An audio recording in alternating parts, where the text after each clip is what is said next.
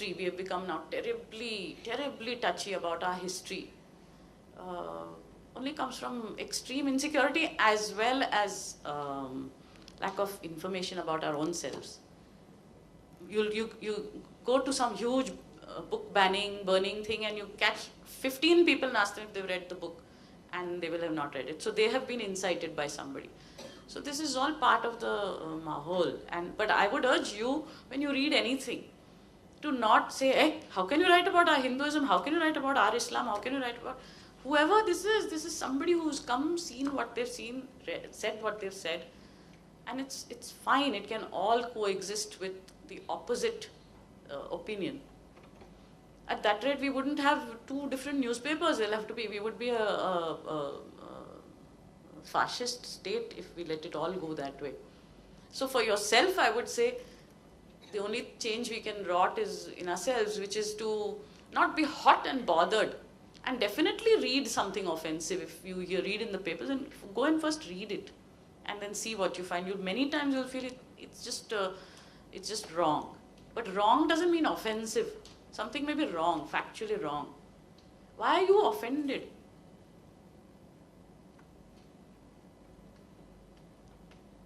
Write another book in response.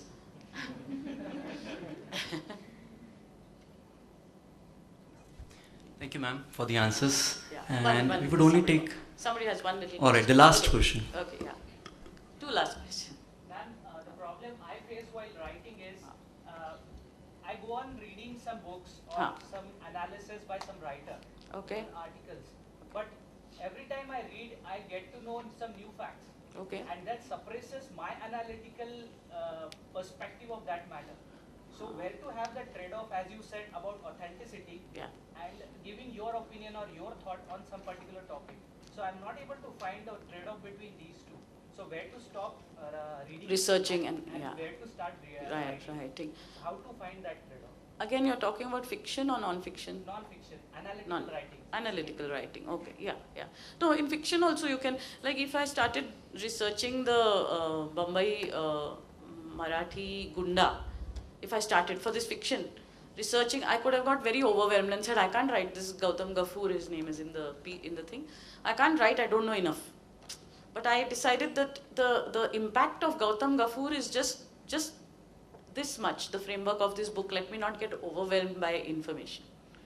So same thing, if you have a thesis and you want to say something, say my parenting book.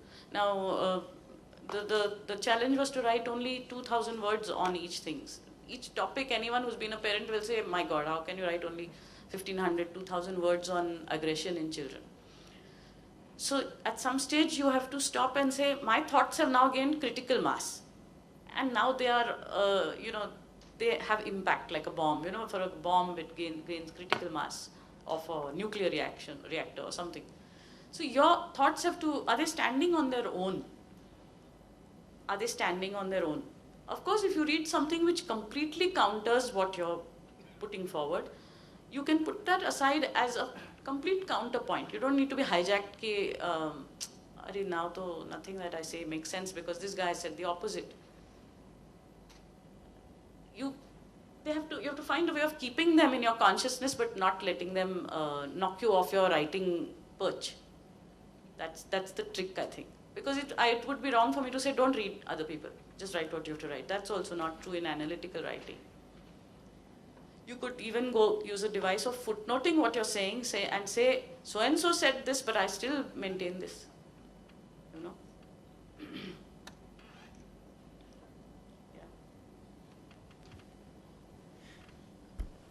Thank you for the insights, ma'am. And today all of us have got another alternative career to think of and think very sharply of. And my phone has been continuously buzzing with Mumbai Marathi lingo lovers with saying that, tell her that Mandavli means negotiations. And No, I did know it means negotiations, but I was wondering whether there can be a Mandavli between a non-Gunda and a Gunda. I thought it was only between two Gundas, always. the non-Gunda, when meets the Gunda, he also becomes a Gunda. All right. Now I request Oak sir to please present ma'am with the memento for achievers.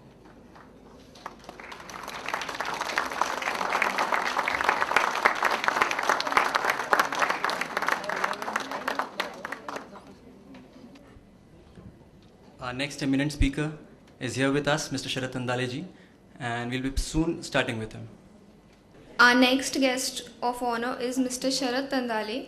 He is the awardee of Young Entrepreneur 2013 and one of the proud Indian entrepreneurs to be feted by Mr. Prince Charles in London at the young age of 32 years. He was selected as the overall winner from a tough field of 80 entrants and from countries across the world.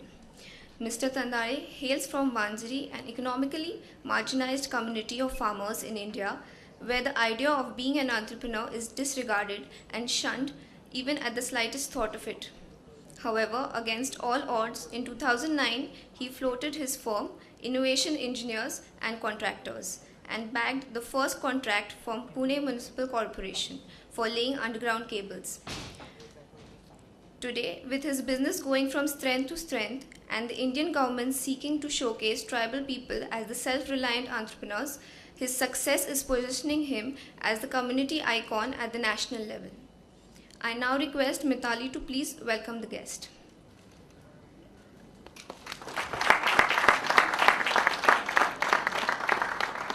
I request Sir to please grace the podium and share his thoughts which would inspire the budding entrepreneurs in us. उभं राहिलं चालेल ना? आता काय माहिती आहे का, म्हणजे फ्रीली सांगायचं म्हणलं तर माझं कम्युनिकेशन थोडं वीक आहे. म्हणजे इंग्लिशमध्ये मी जास्त काही कम्युनिकेट करू शकणार नाही. थोड़ा बहुत हिंदी में भी बात कर लूँगा. तो प्लीज़ अंडरस्टैंड कीजिए मुझे, क्योंकि एक एक्सपीरियंस मुझे लास्ट में है लंदन में कि तभी भी मैं इंग्लिश कुछ बात नहीं कर पा रहा था. तो लोग थोड़ा अंडरस्टैंड कर रहे थे कि अरे यार ये इंडिया से आया है, कुछ समझ नहीं पा रहा. और कुछ लोगों ने अप्रिशिएट भी किया कि फ्रेंच और जर्मन इंग्लिश लैंग्वेज यूज़ नहीं करते, तो कम से कम तुम हाय हेलो तो बोल सकते हो. तो अभी मैं मेरे बारे में बोलता हूँ कि मेरा नाम है शरद तांदळे आणि माझं गाव आहे बीड. बीडमध्ये जवळ एक पंजरवाडी म्हणून गाव आहे. तिथं माझा जन्म झाला आणि माझं शिक्षणही तिथंच झालं. त्याच्यानंतर मी आपले सगळेजण आपण जसे विचार करतो तसं मी त्यावेळेस विचार करायचो की आपल्याला इंजिनियर व्हायचं किंवा डॉक्टर व्हायचं. डॉक्टरची साठी जी सीईटी लागते ती दिली, त्याच्यात काही मार्क जास्त नाही पडले. मग म्हणलं आता पर्याय कोणता आपल्यासमोर, तर आता एक इंजिनियर व्हायचं.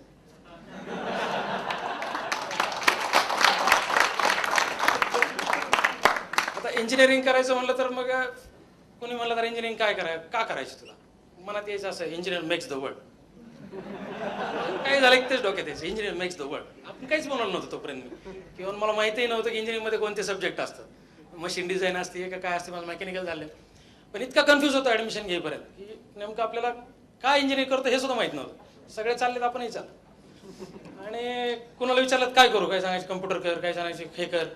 काही जण म्हणायचे नाही नाही मेकॅनिकल सारखं व्हॅल्यूज कशाला नाही. आणि काय केले मी त्याच्यात मेकॅनिकल इंजिनिअरिंगला गव्हर्नमेंटला ॲडमिशन मिळालं. इतका आनंदी होतं की आता काय सगळं लाईफ सगळं चेंज होऊन गेलं माझं. आणि ज्यावेळेस इंजिनिअरिंगला ॲडमिशन घेतलं त्यावेळेस लक्षात आलं अरे फ्लुइड मेकॅनिक्स लयच अवघड आहे. हे मशीन डिझाईन लयच अवघड आहे बाबा, हे काही जमलंच आपल्याला. पण आता कसं आहे घरचा फोर्स, घरच्या इकडे भयंकर अभिमानाने सांगायचे गव्हर्नमेंट कॉलेजला मेकॅनिकलची जागा मिळाली आहे, आणि इकडे आपण ते रिझल्ट पाहिले का आपलं डोकं फिरायचं. आणि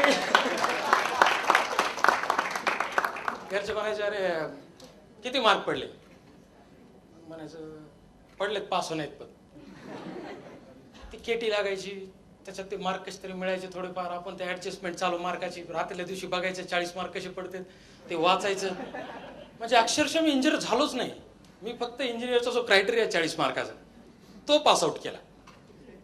आणि तो क्रायटेरिया म्हणजे मग मी काही इंजिनियर नाही हे माझ्या लक्षात आलं त्यावेळेस की यार आपण काही चांगले इंजिनियर नाही आहेत. आणि बाहेर तर मग कुठं जाऊ दे म्हणलं लग्नात सांगायला होईल किंवा इंजिनियर पूर्व.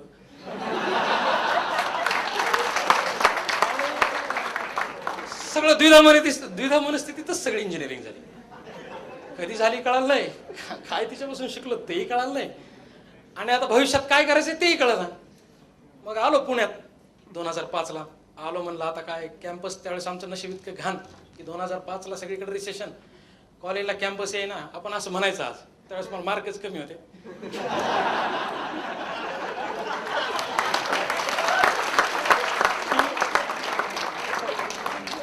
आज मला जर कुणी म्हणलं तुला कॅम्पसमध्ये सिलेक्शन का नाही झालं, मी बघू सांगतो रिसेशन होतं त्यावेळेस.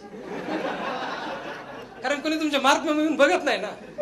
बघितलं असते तर कळालं असते रे याला तर मार्कच कमी आहेत, कॅम्पस हा भाग फार लांबचा झाला.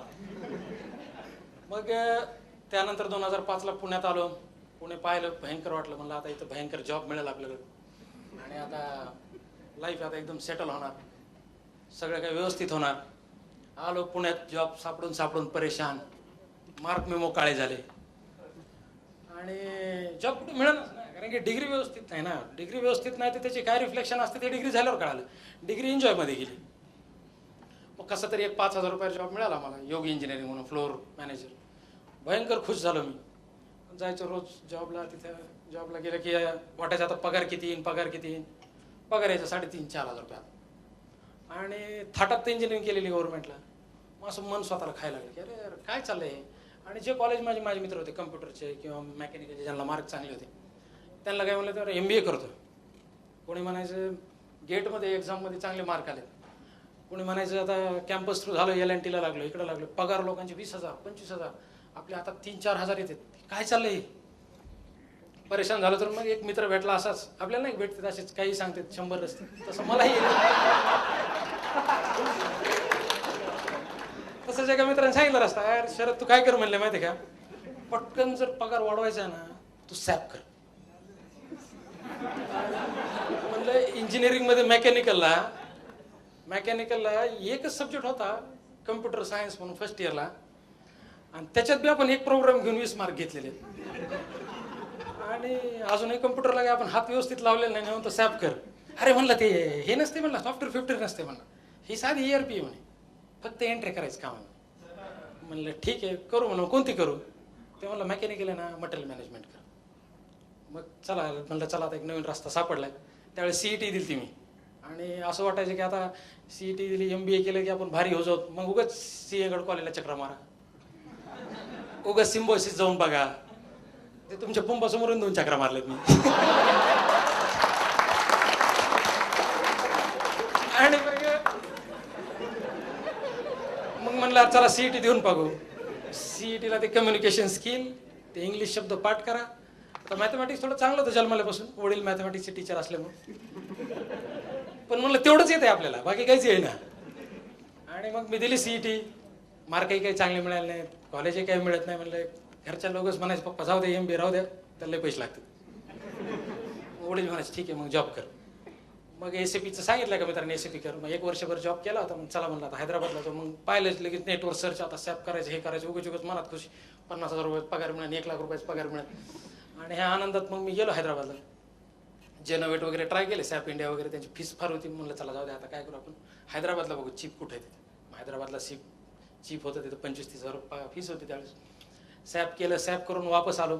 हां पण सॅप मी मन लावून केलं, कारण मला त्यातून पगार दिसत होता. डिग्रीमधून कधी पगारच दिसला नाही. आणि ते केलं, त्याच्यात नॉलेज चांगलं आलं. पुण्यात आलो परत. त्याच्यात परत म्हणले तुम्हाला प्रोजेक्ट एक्सपिरियन्स पाहिजे, 2 वर्षाचा एक्सपिरियन्स पाहिजे, हे पाहिजे, ते पाहिजे, ते पाहिजे, इतकं पाहिजे. म्हणले की मी म्हणले यार आता हे पण रस्ता चुकला आपला. कंप्लीट 1 वर्ष वाया गेलं तर टोटल. मग मी ते अँड्रॉइड इन्फोटेक म्हणून एक कंपनी, मित्राच्या सांगण्यावर आपण नाही का रेफरन्सनी बघतो, ट्राय करून बघितला. तिथं मला एक सपोर्टचा जॉबही मिळाला. पण तोपर्यंत जोपर्यंत जॉब मिळत होता तोपर्यंत आणि कॉलेजपासून आता तुम्ही म्हणता नाही इंजिनिअरिंग इतकी भंगार गेली आणि काही नाही केलं. पण इंजिनिअरिंगमध्ये मी काही गोष्टी केल्या होत्या आणि त्या गोष्टी माझ्या मनात सारख्या राहत होत्या की यार आपल्याला काहीतरी करायचं आयुष्य. मग ह्या गोष्टी कोणत्या. मी सोशल वर्कमध्ये खूप वेळ दिला त्यावेळेस. मी त्यावेळेस इंजिनिअरिंगला असताना एक युवकांसाठी मॅगझिनही चालवायचो. मग मॅक्झिमम वेळ त्याच्यात जायचं. मग त्यावेळेस असं वाटायचं की आपल्याला काहीतरी करायचं मोठं, पण काय करायचं हे माहीत नव्हतं. म्हणजे असं नाही की आज मी बिझनेसमन म्हणून पुढे आलोय, पण त्यावेळेस काहीच डिफाईन नव्हतं मी बिझनेसमन होणार आहे किंवा काय होणार आहे आयुष्यात, हे काहीच कन्सेप्ट क्लिअर नव्हतं. मग ज्यावेळेस जॉब मिळाला, जॉब 1-2 दिवस केला असेल मी, तिसऱ्या दिवशी मी म्हणलं अरे आयुष्यभर मला कम्प्युटरवर बसणं शक्य होणार नाही, आपला तो पिंडच नाही. मग आपला पिंड काय म्हणलं तो मित्राला विचारायचं मी काय करू शकतो आयुष्यात. ते म्हणायचं काय नाही तू राजकारण कर यार. मी म्हणायचं राजकारण काय. तर माझे मित्र मला एक उपहासाने म्हणला त्यावेळेस ज्याला काही जमत नाही ना त्यांनी राजकारण करावं म्हणजे. मग ते असं म्हणत यायचं की अरे यार हे आपली खिल्ली उडवतं, हे करतं. पण एक होतं डोक्यात त्या दिवशीपासून मग पॅशन धरलं की नाही काहीतरी करायचं आपलं, जे जिथं टेकेल तिथं टेकेल. मग मला आपल्याला बिझनेस करायचा. तर बिझनेस करायचं म्हणल्यावर पुण्यात बिझनेस करायचं म्हणजे लयच अवघड काम आहे. मी घरी फोन केला पहिला, म्हणजे असं पूर्ण रात्रभर विचार केला. पप्पांना म्हणलं आता मी भयंकर विचार केलाय आणि आता मला बिझनेस करायचा आहे, मला पैसे लागतील. म्हणजे किती? म्हणलं 5 लाख रुपये. अरे म्हणले भाडव्या, फोन ठेव म्हणले खाली. एक ते इंजिनिअरिंगला घातलेच म्हणले 4-5 लाख रुपये. त्या साहेबमध्ये 1-1.5 लाख रुपये टाकलेच म्हणले मला. आणि आता स्वतः कमवायची वेळ जेवायची आली त्यावेळेस तू मार्ग सापडतोयस किंवा मला पैसे द्या, मला बिझनेस करायचा. 1 रुपया मिळणार नाही, बिझनेस आपल्यासाठी नसतो म्हणले. आता इथं कोणी असतील मारवाडी, त्यावेळेस वडिलांचा शब्द होता की मारवाडी समाजासाठी बिझनेस आहे म्हणले. बाकीच्यांनी बिझनेस करायचा नसतो, आपला बिझनेस बुडत असतो. तो रस्ता सोडून दे, आधी 5-10 वर्ष नोकरी कर,